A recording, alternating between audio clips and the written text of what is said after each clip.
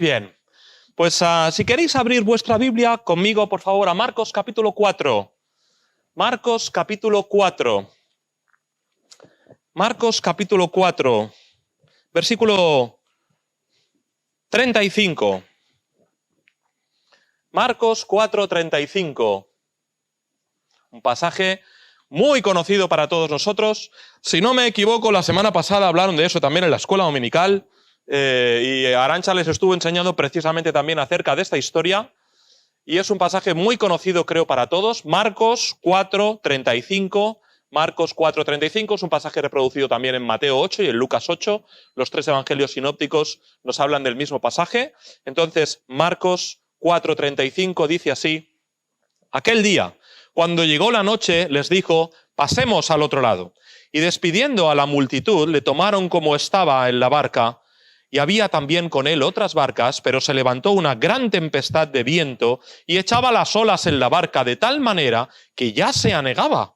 Y él estaba en la popa, durmiendo sobre un cabezal, y le despertaron y le dijeron: Maestro, ¿no tienes cuidado de que perecemos? Y levantándose reprendió al viento y dijo al mar: ¡Calla, enmudece! Y cesó el viento, y se hizo grande bonanza. Y les dijo: ¿por qué estáis así amedrentados? ¿Cómo no tenéis fe? Entonces temieron con gran temor, y se decían el uno al otro: ¿quién es este que aun el viento y el mar le obedecen? Oramos. Señor, danos luz para entender tu palabra y danos valor para ponerla por obra. Rogamos, Señor, que en estos momentos nos ayudes a tener el corazón abierto a tus enseñanzas y a tener un espíritu sumiso para recibirlas y para ponerlas por práctica, Señor. Pido que me ayudes a exponer tu palabra con claridad y a hablar sencillamente lo que tú has revelado primero a mi corazón, que yo lo pueda compartir con mis hermanos. Lo pido en el nombre de Cristo. Amén. En el año 2008, un vuelo comercial Madrid-Vigo despegó de Barajas y prácticamente en el despegue uno de los dos motores del avión falló. Era un vuelo pequeñito, además que tenía dos motores, y uno de los dos motores del avión falló de forma que prácticamente no se podía levantar. Había despegado, pero no pillaba altura el vuelo, y entonces el piloto decidió que lo mejor sería volver otra vez a Barajas y volver a aterrizar, así que habló con la torre de control: necesitamos una pista para poder aterrizar, y en estos casos el protocolo, por lo que he leído, en Barajas tienen pistas que sirven para despegar y otras que sirven para aterrizar, pero no todas las pistas sirven para despegar y aterrizar, lo cual yo no sabía. Se ve que hay pistas con un equipamiento determinado que sirven para ambas cosas y otras que no. El caso es que tenían que buscar una pista para ese piloto que había despegado y dar toda la vuelta y ponerse otra vez en la cola y aterrizar en la pista donde debían aterrizar. Le hubiera tomado unos 100 kilómetros más o menos. Estamos hablando de un avión, es una maniobra rápida para un avión hacer 100 kilómetros, pero tenía que dar toda la vuelta al aeropuerto y volver a encarar por el lugar apropiado, así que el piloto decidió que de ninguna manera, no podía. Si hace eso, seguramente se hubieran estrellado porque no tenían tiempo. Así que simplemente dio la vuelta al avión y volvió a aterrizar en la misma pista de donde habían salido. Acuérdate, es una pista que solo sirve para despegar. Por lo tanto, había otros aviones en cola que estaban a punto de despegar. Y ahí entra la figura del controlador aéreo. Y es cuando el controlador aéreo empieza a quitar aviones de en medio y le dice al que está a punto de despegar: vete a otra pista, apártate, quítate, porque viene otro avión por tu pista. Y al final, con la ayuda del controlador aéreo, el vuelo volvió a aterrizar y todo el mundo estuvo sano y salvo en tierra y no hubo ningún percance, porque el controlador aéreo, el que tiene delante de sí todas las pantallas, radares y todo lo que ellos usan, pudo hacer así, tú quítate, hablar por radio y hacer su trabajo, que no tengo ni idea de cómo se hace, pero pudo hacer lo necesario para dar pista libre al avión que volvía de una forma precipitada a la misma pista por la que había salido. En el año 2018, en Indonesia hubo un gran terremoto, de forma que, además, ¿sabéis? Las construcciones no serían seguramente lo más estables en un país como Indonesia, algunos sí, pero mucho de lo que tienen no. Y todo el personal de la torre de control del aeropuerto fue evacuado, pero un avión estaba saliendo. No había tiempo de parar el avión y sacar a la gente con seguridad, así que lo más seguro era que el avión se pusiera en el aire y se fueran. Todo el personal de la torre de control había sido evacuado y se quedó un único controlador aéreo para que aquel avión pudiese despegar. Cada vez los temblores se hacían más y más fuertes, al punto que el controlador aéreo, el único que se había quedado, todos sus compañeros habían sido evacuados, pudo ayudar al avión a despegar, pero tal y como el avión salía, el último de los temblores derrumbó la torre de control y este controlador aéreo murió. Por causa de la acción de nuevo de este controlador aéreo, la vida de muchas personas fue salvada. Esto son simplemente dos anécdotas de lo que es un controlador aéreo, a lo que se dedican, lo que hacen y las vidas que ellos pueden llegar a controlar de alguna forma, a poner en peligro o a salvar. Esperemos que más a salvar que a poner en peligro, ¿verdad? Pero en sus manos tienen el control para hacer el bien o para hacer el mal, para hacer que las vidas se salven o para hacer que un avión se estrelle, ¿verdad?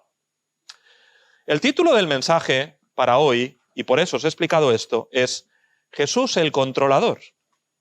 Y no lo pusimos en YouTube, y los que estáis en YouTube me vais a disculpar, y pusimos Jesús el Señor, porque si hubiéramos puesto esto el día antes en YouTube, o esta mañana, o cuando fuera, la gente hubiera dicho, ¿de qué va a predicar Alfredo? Esto es muy raro. Y es verdad, si yo hubiera puesto ese título sin explicarlo, pues la gente se hubiera sorprendido mucho. A lo mejor habría más gente curioseando si hubiéramos puesto el título directamente. Pero lo que quiero que veamos hoy es cómo el Señor Jesús, como acabamos de cantar, controla con su mano todo lo que tenemos alrededor nuestro, tu vida, la naturaleza, el tiempo, cada aspecto en el cual nosotros nos movemos y somos, tiene el control del Señor. No quiero usar la palabra controlador en un sentido peyorativo, en un sentido malo, que todos sabemos que déjame en paz, no me controles. No quiero hablar en ese punto de vista o de esa forma del Señor Jesús, al revés, quiero hacerlo con mucho respeto, pero lo que quiero enfatizar en esta mañana precisamente es su control, como los ejemplos que acabamos de poner de los controladores aéreos. Así pues, estamos en la escena que hemos descrito, ¿verdad? Ahí tenemos a los discípulos, habían estado todo el día predicando, dice versículo 35, aquel día, sí, bueno, pero aquel día, ¿qué había pasado, no? Pues el Señor había estado predicando desde la mañana hasta la noche, las parábolas, y había estado sanando y probablemente es esta una de las escenas donde podemos ver mejor, diría la mejor escena de los evangelios, donde podemos observar 100% la humanidad del Señor, 100% su divinidad. Diría yo, no hay una escena como esta en los evangelios en la cual podamos ver los dos aspectos reconciliados a la vez y en el mismo momento.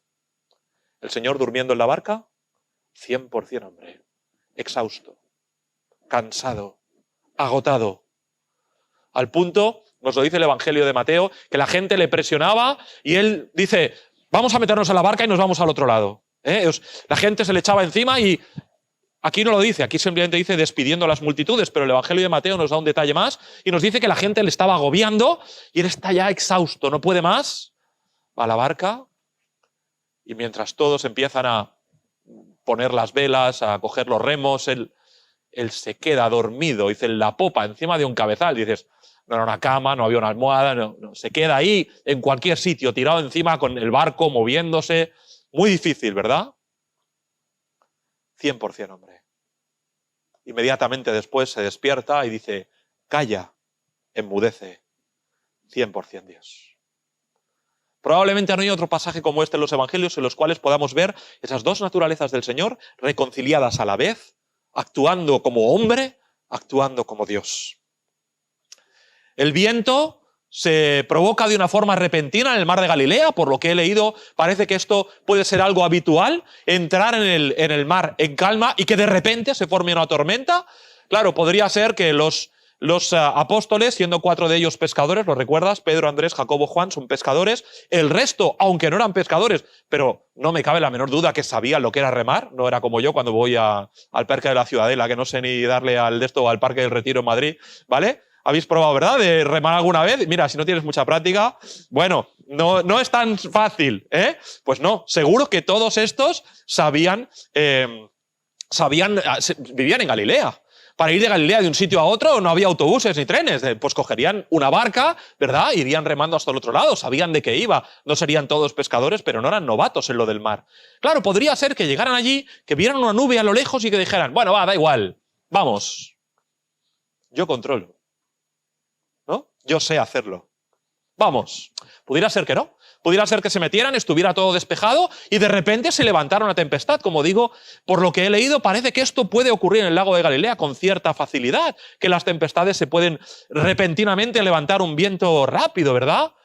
O pudiera ser simplemente, por la circunstancia que fuera, pues que ya el mar estaba bastante picado, pero dijeron, va, da igual, vamos a meternos igual. No lo sé. El caso es que le tomaron rápidamente, el señor quería irse, le meten en la barca, dice tal y como estaba, sin hacer preparativos, sin hacer nada, y allí van, al otro lado. El señor se queda dormido y ahí tenemos a nuestros expertos. Tienen que llevar la barca hasta el otro lado. El señor duerme, bueno, da igual, ¿no? Da igual que el señor esté durmiendo, ya vamos nosotros. Esto ya lo puedo hacer yo, ¿verdad? Y entonces después despiertan al señor porque realmente se ven sobrepasados por la situación. Ellos habían perdido el dominio de la situación. El Señor no había perdido el control de la situación. Estaba dormido, pero lo tenía todo controlado. La primera cosa que quisiera que viéramos es que Jesús controla lo que tú, lo que yo creo tener bajo control. En primer lugar, dice versículo, lo dice en el Evangelio de Mateo 8:23, dice que sus discípulos, mira, casi que vamos a leerlo para que veáis que no me lo estoy inventando. Mateo 8:23, si queréis ir ahí un segundito, nada, el Evangelio de al lado, Mateo 8:23. Y dice así, entrando él en la barca, sus discípulos, ¿qué dice? ¿Quién lo tiene? Sus discípulos le siguieron. Esa es la definición del discípulo, ¿no? El discípulo sigue al maestro. ¿Qué tipo de discípulos hubieran sido si no les siguieran, verdad? Se nos dice también de los 4 pescadores y de Mateo, dejándolo todo, les siguieron, ¿verdad? El discípulo recibe las enseñanzas del maestro, el discípulo sigue las enseñanzas del maestro, el discípulo defiende, comunica las enseñanzas del maestro. Eso es lo que hace el discípulo, ¿verdad? La foto que he puesto ahí de 4 manos, o ¿cuántas hay? 4, 3, sí, 4 manos, ¿verdad? Que están ahí trabajando en un torno de alfarería. Bueno, pues hay un maestro guiando, como veis, está cogiendo su mano, guiando la mano del discípulo que está aprendiendo cómo debe trabajar el barro, ¿verdad? ¿Te pasaba a ti, Moisés, cuando estabas ahí en el torno de alfarero, que venía tu profesora y te metía la mano? Claro, porque el discípulo tiene que aprender del maestro y el maestro tiene incidencia en lo que el discípulo está haciendo. Te mete la mano en el torno si hace falta. Recuerdo, vamos, seguro que os ha pasado, los que estudiáis música, que tu profesor de piano te ha metido la mano en el piano alguna vez, ¿verdad? Y te ha cogido la mano y te ha dicho, no, eso no... Porque así es como aprendemos. ¿Soy yo un discípulo? Sus discípulos le siguieron. ¿Estoy yo aprendiendo del maestro? ¿Estoy yo siguiendo las enseñanzas del maestro? ¿Estoy yo compartiendo y comunicando las enseñanzas del maestro, defendiendo las enseñanzas del maestro? Es la definición de discípulo, de aprendiz. ¿Es lo que yo soy? En algunas ocasiones el Señor se retiraba con sus discípulos. 2 veces se dice, por lo menos en los evangelios. ¿Recuerdas? Perdón, que vaya saltando de un sitio a otro, pero son cosas que van viniendo a mi mente. ¿Recuerdas a aquel muchacho cuando arrestan al Señor Jesús, que dice que no es parte de los... Algunos dicen que podría ser el mismo Marcos, ¿verdad? Pero que está siguiendo al Señor y que lleva una manta y que le tiran de la manta y se va corriendo avergonzado. ¿Lo recuerdas? Son 3 versículos o 2 versículos en el Evangelio de Marcos. ¿Lo recuerdas? Dice que le seguía de lejos.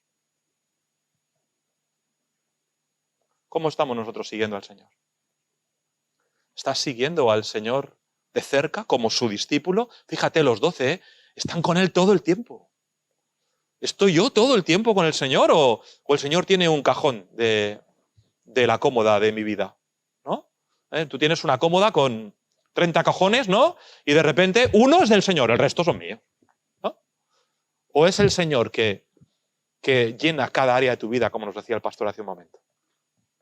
¿Soy yo un discípulo? Sería la primera pregunta, ¿verdad? ¿Tengo yo relación con el Maestro? Más que simplemente leer su palabra, relación. Más que simplemente cumplir con mi devocional todos los días, relación con el Maestro. ¿Practico sus enseñanzas? La primera pregunta, en medio de toda esta tempestad, es si yo soy un discípulo. Tal vez has venido tú aquí esta mañana y nunca antes has creído en Cristo como tu Salvador personal. Tal vez has asistido a la iglesia otras veces o tal vez no, y nunca has escuchado del Maestro Jesús, quien vino a este mundo, murió en la cruz por ti, a tu favor, por tus pecados. Por favor, no salgas por esa puerta sin conocer a Cristo, sin tener una relación personal con Él, porque de eso hablamos aquí. No hablamos de religión, sino de relación. No hablamos solamente de aprender del Maestro, sino de tener una relación con el Maestro. Si tú no tienes una relación con Cristo, por favor, no te vayas de aquí hoy sin conocer de Cristo. No de conocer acerca de, no de conocer de lejos, sino de conocerle tú personalmente. En primer lugar, sus discípulos le siguieron. En segundo lugar, fíjate, sus discípulos sufrieron las consecuencias de seguirle, ¿verdad? Porque los discípulos siguen al Maestro. ¿Y qué pasó? Acabaron en una tempestad. No siempre es un camino de rosas, ¿cierto? Seguir al Señor Jesús no siempre es el camino ancho. De hecho, se nos promete lo contrario, ¿verdad? No dice la Escritura camino estrecho, no dice puerta estrecha, camino angosto. Hay consecuencias por seguir al Señor. Aún si estamos siguiendo al Señor de cerca, habrá consecuencias, habrá tempestades, habrá tormenta, habrá lluvia y viento en tu contra. Pero hay un detalle, ¿verdad? Que Cristo va en la barca contigo. Y de hecho, cuanto más de cerca le sigues, seguramente más oposición habrá y más tempestades habrá. Y entonces nosotros valoramos, ¿no? Y decimos, no tengo ganas de pasar por más tormentas, le voy a seguir un poco más de lejos. ¿El Señor Jesús se mete en la barca? Que se meta, yo me quedo en la orilla. ¿O no? ¿O prefieres ir con el Señor Jesús a la barca aunque venga una tormenta?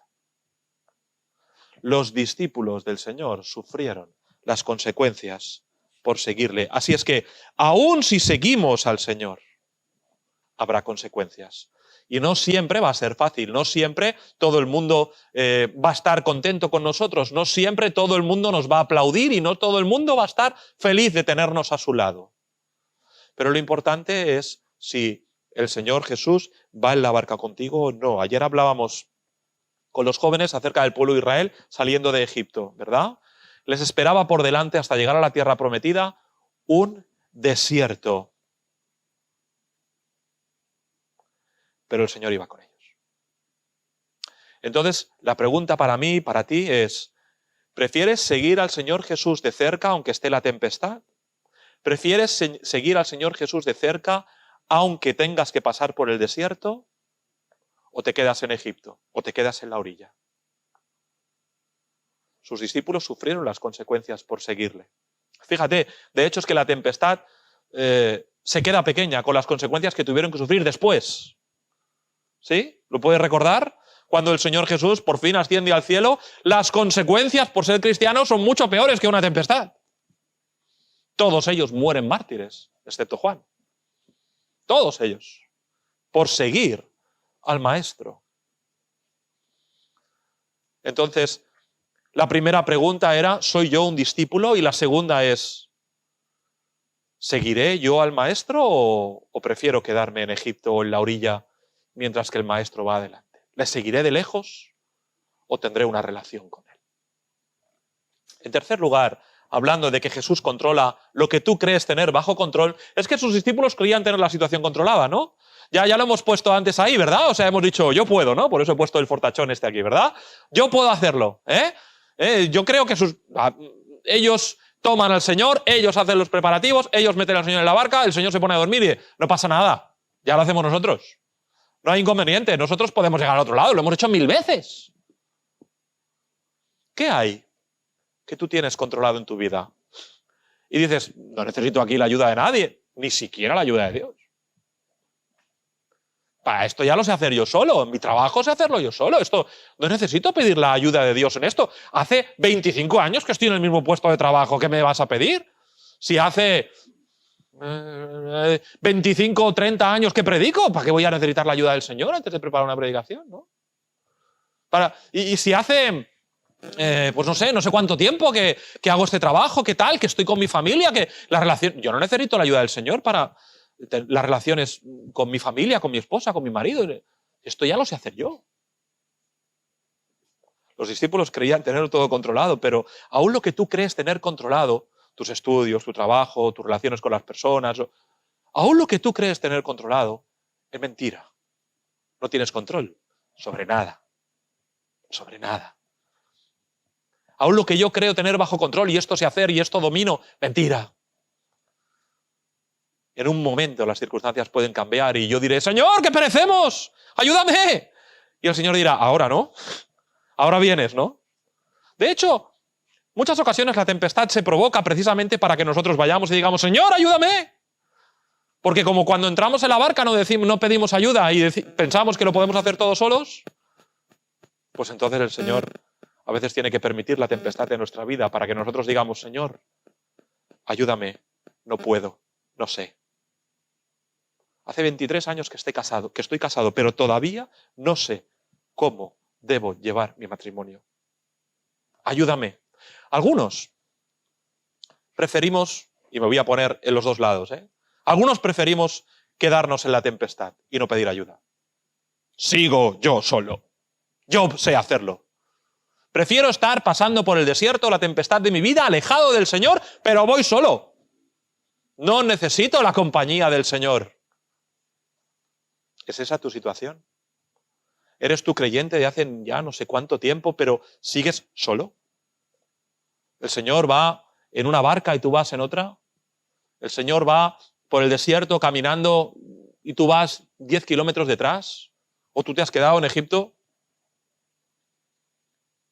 ¿Cuál es tu situación? ¿Prefieres al Señor Jesús en la tempestad, pero contigo? ¿O te quedas atrás? Yo puedo, yo sé hacerlo. ¿Prefieres hacerlo tú solo? Ah, lo haces tú solo y tú mandas, claro. O eso nos creemos, ¿no? ¿O prefieres que el Señor vaya contigo y Él decide? Lo he explicado muchas veces ya, pero cuando el Señor se sube a tu vida, cuando se sube a tu barca, cuando se sube a tu coche, cuando Él manda, O sea, no se trata de que, ¿cómo se llama esto de los coches para compartir? BlaBlaCar, ¿vale? No es un BlaBlaCar, ¿sí? Donde tú conduces el coche y se va subiendo la gente y tú conduces. No, no va así. En el momento que el Señor se sube a tu coche, te apartas del volante y Él manda. De hecho, si no me equivoco, no es justo lo que tenía ahora, pero lo hablaremos en un momento. Él manda. Él es quien decide para dónde va la barca y cuándo sale y cuándo llega y cómo ocurre. Claro, si tú no quieres ese control, y estamos hablando del Señor Jesús como el controlador en un sentido positivo, pero si tú no quieres ese control del Señor Jesús sobre tu vida, es normal que no le quieras en tu barca. Pero te digo que es mucho mejor tener en la barca. Y que Él vaya donde quiera, Y yo con Él. Pero será mucho mejor. En cuarto lugar, en cuanto al hecho de que Jesús controlaba o controla lo que tú y yo creemos tener bajo control, es que sus discípulos debían probar su fe. Habían estado con el Señor ya desde hacía un tiempo. Le habían visto hacer muchos milagros. Sobre todo milagros de sanidad. Alguno tenía que ver con la naturaleza, pero muy pocos. Le habían estado escuchando predicar todo el día acerca de las parábolas. Ese mismo día, la parábola del sembrador, la parábola de la cizaña, la parábola de la perla, la parábola del tesoro. Todas las habían escuchado ese mismo día. Y cuando acaba ese día, ellos están allí todo el día. Ay, sí, Señor, sí. ¿Cuánta razón tienes? Que sí. Y después, entonces el Señor dice, dices que sí, pero vamos a probarlo ahora, ¿no? Dices que sí, dices que crees, dices que tú me sigues, dices que me amas, pero ahora vamos a probar si es cierto o no. Por eso he puesto la foto esta de un coche de pruebas, ¿verdad? Sí, tenemos, tenemos la seguridad de que el airbag funcionará perfectamente. Bueno, sí, dices que sí, pero vamos a probarlo, ¿no? Vamos a probarlo, vamos a poner ahí el monigote ese de pruebas, ¿verdad? Y vamos a ver, vamos a estrellar el coche, literalmente, ¿verdad? Lo que hacen, perdón, y vamos a ver si de verdad funciona o no funciona. Julen, porfi, ese vaso que hay encima de la estufa es mío, ¿me puedes traer un poquito de agua? Gracias, hijo. Vamos a probar. Vamos a ver si va o no va. ¿Crees tú en Cristo? ¿Realmente decimos nosotros que tenemos fe? Gracias, hijo. Muchas gracias.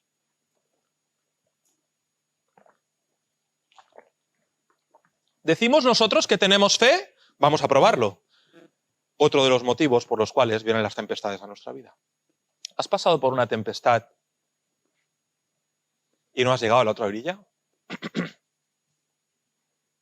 ¿Decías tú que tenías fe? Bien, pues si yo digo que tengo fe, el Señor me ha probado. ¿Cómo he salido? Como dije antes, tal vez alguno de nosotros todavía sigue la tempestad. Y ahí se queda. El Señor ha ido avanzando, pero nosotros ahí seguimos. En segundo lugar, hemos hablado, el Señor Jesús tiene control incluso de lo que tú y yo creemos tener control. El Señor Jesús controla la naturaleza. No hay tantas ocasiones en las cuales en los evangelios veamos al Señor Jesús teniendo control sobre la naturaleza. Es algo extraño, ¿verdad? Así como en el Antiguo Testamento podemos recordar un montón, ¿verdad? Podemos recordar, para mí la más espectacular es cuando se para la rotación de la tierra. Josué está peleando, no me acuerdo contra quién, ¿vale? Amalecitas, no me acuerdo, y dice, necesito más horas de luz.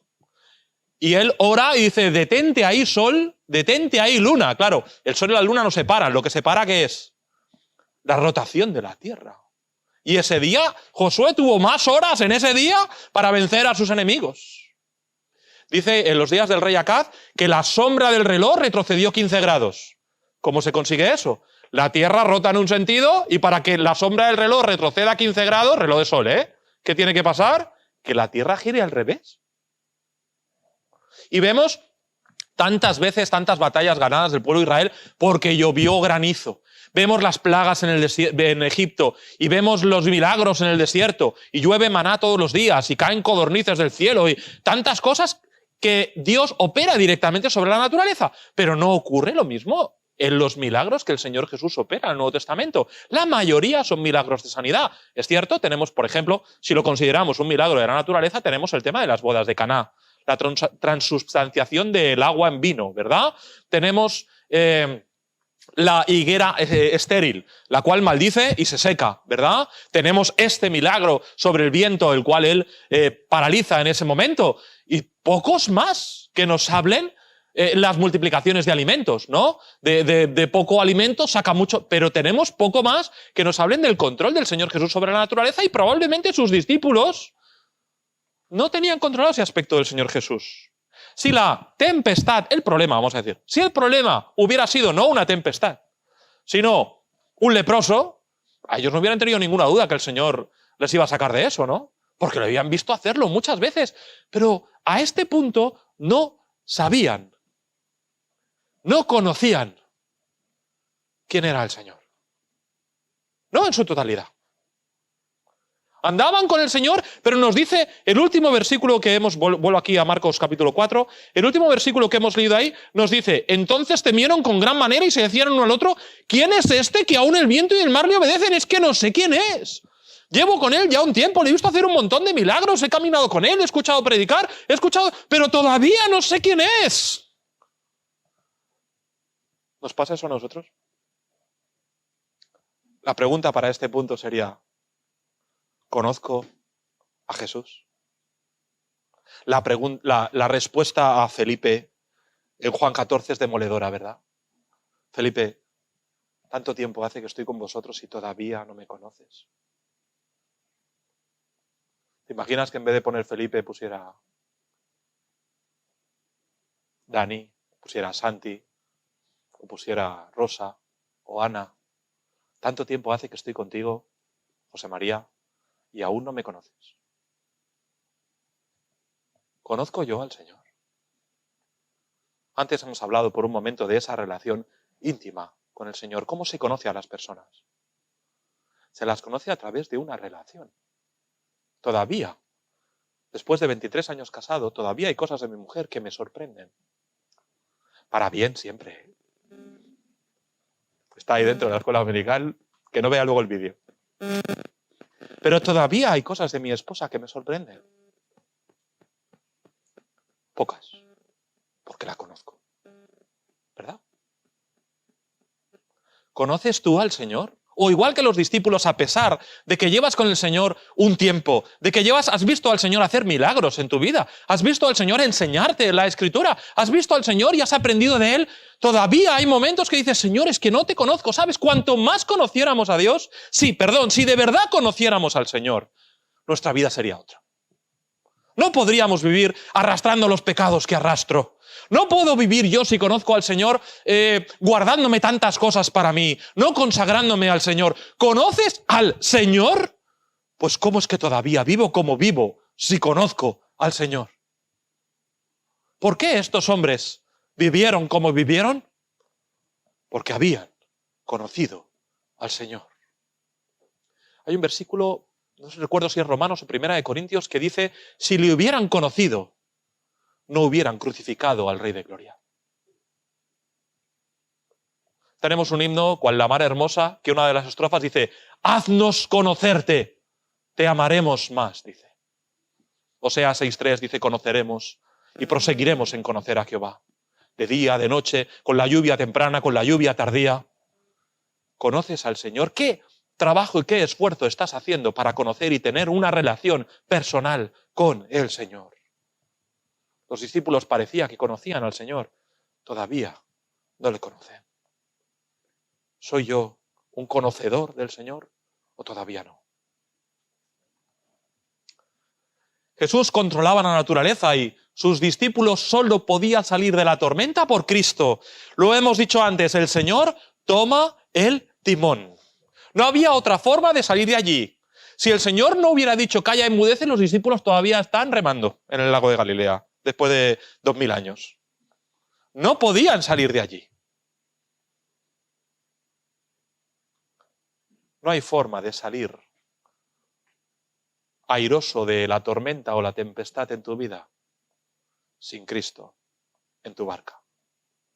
Los niños de la escuela dominical cantan, con Cristo en tu barco todo marcha feliz, el viento pasará. Con Cristo en tu barco todo va bien. Y llegará un momento cuando el Señor diga, calla, enmudece, que el viento pasará. Pero sin Cristo en tu barco te ahogas. Tantas veces reflexionamos, ¿verdad? No sé si te ocurre a ti, pero yo lo comento con mi esposa a menudo. ¿Y qué pasa con esta gente que no conoce a Cristo y tiene el mismo problema que hemos tenido nosotros? ¿Cómo pasan por esa situación? No me extraña que se amarguen, que se depriman y hasta que se suiciden. No me extraña, porque no tienen un ancla donde cogerse. Pero tú y yo tenemos a Cristo. Él puede guiar el timón de tu vida. La pregunta es si le vas a dejar. ¿Le vas a dejar? Porque si no le dejas, seguirás en medio de la tempestad. A veces soplará más fuerte el viento, a veces menos, pero ahí estás, en medio del lago. No llegarás a la otra orilla. Solo con Cristo llegarás a la otra orilla. No veían el problema ni la solución. El Señor había dicho, pasemos al otro lado. Ya está. ¿Qué había dicho el Señor? Pasemos al otro lado. No necesitaban más. Había una certeza de que el Señor había dicho, vamos al otro lado. No hay por qué temer. El Señor ha dicho, vamos al otro lado, pasemos al otro lado. El Señor los ha metido en la barca, ha dado la orden, todos a la barca. La solución ya la tenían. Era que el Señor había dicho, pasemos al otro lado. ¿Te lo crees? ¿Crees las palabras del Señor cuando le dice a Jairo, no temas, cree solamente? ¿Te lo crees? La solución la tenían y no la veían. ¿Y el problema? Porque el problema no era la tempestad realmente. El problema era su falta de fe. El Señor les reprende, ¿no? ¿Por qué estáis así amedrentados? ¿Cómo no tenéis fe? Para nada el problema ha sido para el Señor, en ningún momento ha sido la tempestad. Está durmiendo. Para él el problema ha sido la falta de fe de sus discípulos. Tantas veces, ¿verdad? Lo vemos en los evangelios. Les reprende, hombres de poca fe, una vez y otra y otra y otra. Que se lo pregunten a Tomás, ¿verdad? Hasta el último día. El Señor resucitado. Y todavía está llamando la atención sobre su fe. Tomás, no creeré hasta que no meta el dedo en... ¿Te acuerdas, verdad? Y viene el Señor Jesús, incluso cuando ya había muerto, ya había resucitado, y sigue trabajando la fe de ellos. ¿Crees? El problema tantas veces no es la tempestad por la que estás atravesando. Si el Señor, que lo controla todo, así puede cambiar tu tempestad. El problema es mi falta de fe. Ese es el problema real. Y por eso el Señor permite lo que permite.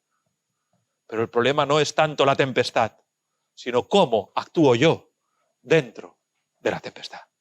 Mi falta de fe.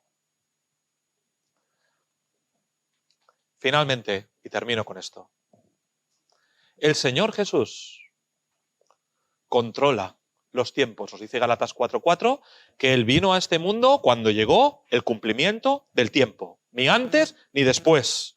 Llegó en el año que llegó, en la situación económica que llegó, en la situación histórica que llegó, con el Imperio Romano.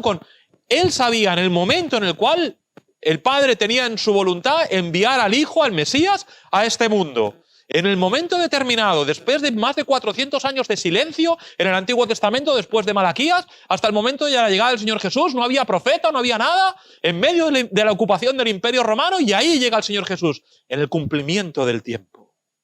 Esto es algo que me cuesta mucho entender, porque el Señor, de verdad, es una de las, yo creo que la que más me cuesta de todas. El Señor dice que para Él un día es como 1000 años, y 1000 años como un día. Puedo entenderlo para nada. Me puedo hacer una idea, no digo comprender, pero me puedo hacer una idea de otras cualidades o atributos del Señor. Me puedo hacer una idea de su omnipotencia, me puedo hacer una idea de su misericordia, me puedo hacer una idea de su amor, pero hacerme una idea de que está fuera del tiempo, no sé cómo hacerlo. ¿Cómo alguien está fuera del tiempo? El tiempo sigue corriendo. No sé cómo imaginar que alguien está fuera del tiempo. Bien, pues Dios está fuera del tiempo. Para Él un día es como 1000 años, y 1000 años como un día. Y cuando el Señor Jesús está dormido en la barca, Él sabe, no es mi momento. Ni el mío, ni el de los discípulos. No hay por qué ponerse nervioso. El Señor Jesús controla el tiempo. No hay por qué afanarse. El Señor Jesús controla el tiempo. Yo querría, ¿no?, mirar por un agujero el futuro, y saber cuándo el Señor va a resolver esto en mi vida, cuándo va a traer esto a mi vida, cuándo me va a pasar esto, cuándo... Y querría, ¿verdad? Depende de lo incierta que sea tu situación, querrías el agujero más grande o más pequeño, ¿no? Pero querríamos todos saber el futuro, qué es lo que va a ocurrir, ¿no? Pero el Señor controla el tiempo. Para el Señor, le decía ayer a los jóvenes, es importante el camino. Nosotros queremos llegar del punto A al punto B de la forma más rápida. Queremos tener resuelto este problema inmediatamente. Pero el Señor controla el tiempo. Y Él a lo mejor quiere hacerte bajar aquí, subir aquí, y luego marcha atrás, y luego para allá, y luego das 3 vueltas de campana, y finalmente llegas al destino. Porque para Él el camino es importante, es en el camino donde te enseña.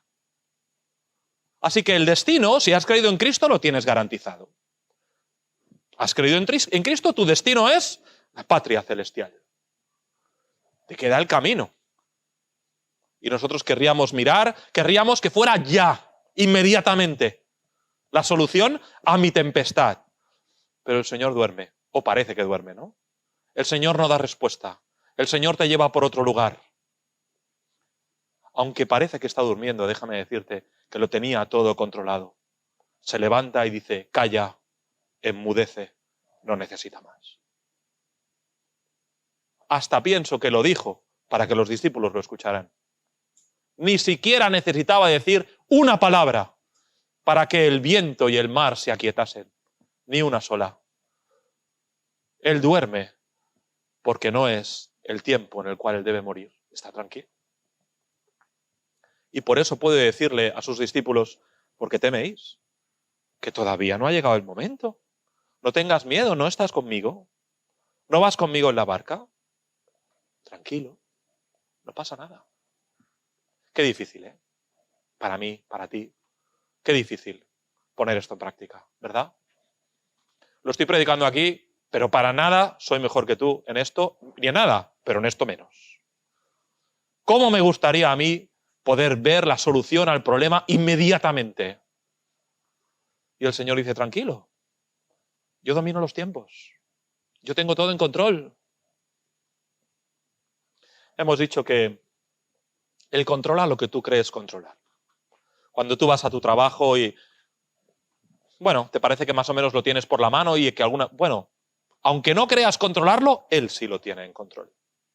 Él también controla la naturaleza, controla tu cuerpo, controla tus enfermedades, controla tu bienestar y tu malestar y todo lo que ocurre en este mundo y si sale el sol o no sale, lo tiene todo controlado. Y controla los tiempos. Controla el momento en el cual nos tienen que pasar las cosas. Controla el momento en el cual tenemos que salir de la tempestad. Controla el momento en el cual tengo que ir a estudiar aquí, tengo que comprar un piso o tengo que... Él controla el tiempo. Por lo tanto, si Él tiene control de todo lo que te rodea, ¿hay algo más que te rodea? ¿Tus circunstancias personales, la naturaleza, el tiempo? ¿Hay algo más que te puede rodear? ¿Está todo incluido ahí? Si Él tiene control de todo eso, si Jesús es el controlador, y sabéis que lo digo en un sentido bueno, entonces, descansa. Descansa. Y no le digo esto a nadie más que a mí mismo. Descansa, Alfredo. El Señor tiene control de todo lo que ocurre en nuestra vida. Tal es el control que tiene el Señor, que en medio de la tempestad Él puede dormir tranquilamente, porque lo tiene todo controlado. No sé si tú eres de las personas que si un día tienes que cambiar tu rutina, imagínate que mañana tienes que ir al aeropuerto a coger un avión que sale a las 6 de la mañana y por lo tanto te vas a poner el despertador a las 3, y te vas a levantar a las 4, vas a salir de casa para llegar a las 4:30 al aeropuerto con el tiempo suficiente para... No sé si ese día tú duermes o eres de las personas, te pones el despertador y dices, uy, esto no va a sonar. Y te despiertas una vez, y te despiertas otra, y te pasas la noche medio en vela, porque resulta que es que no llega no sabes si va a sonar. O sea, todos los días mi despertador suena, pero el día que lo cambio de hora no suena. No tiene mucha lógica, ¿verdad? ¿Vale? Pues así es, ¿no? Así somos, ¿verdad? Cambiamos la rutina y estamos intranquilos porque no sabemos si va a sonar el despertador o no. Por fin nos quedamos dormidos y 5 minutos después suena el despertador, ¿verdad? No vivas así con el Señor. Vivimos intranquilos esperando a ver si suena el despertador o no suena el despertador. Descansa. Y cuando sea el tiempo, el Señor hará su obra. Pero descansa, no hay necesidad de vivir intranquilo por ver si es el momento o no es el momento, si es el tiempo o no es el tiempo. El Señor controla el tiempo. Por lo tanto, descansa, hermano. Él controla todo lo que te rodea, tu trabajo, tus estudios, tu familia. Él controla la naturaleza, tu cuerpo, tus enfermedades. Y Él controla el tiempo, el momento en el cual te ocurren las cosas. Descansemos, pues, en el controlador. Igual que cuando el piloto tiene que salir en un vuelo y el controlador dice, pista A27. Y el piloto no se pone a decir, ¿estás seguro? ¿Será la mejor? ¿Me voy a encontrar un avión de cara? Descansa, porque hay un controlador aéreo que lo tiene todo bajo su control. Además, tiene todo el panorama. Ese controlador aéreo tiene un montón de puntitos rojos o blancos o del color que sean en su pantalla y sabe, lo ve todo. Yo no, si soy el piloto del avión solamente veo mi avión. Pero el controlador lo ve todo y sabe cuándo tú tienes que aterrizar y cuándo tienes que despegar y cuándo tienes que esperar. Por lo tanto, descansa. Vamos a orar. Ayúdame, Señor, a descansar en ti. En medio de mis tempestades y mis tribulaciones. Ayúdame a recordar que tú lo tienes todo controlado. Ayúdame, Señor, a dejar mi carga sobre ti, a llevar tu yugo que es ligero y es fácil, a venir a ti y descansar. Señor, pido lo mismo para cada uno de mis hermanos. Ayúdanos a vivir no imprudentemente, pero sí confiadamente en ti y dejar todas nuestras vicisitudes, toda nuestra carga en tus manos. Lo pedimos en el nombre de Cristo.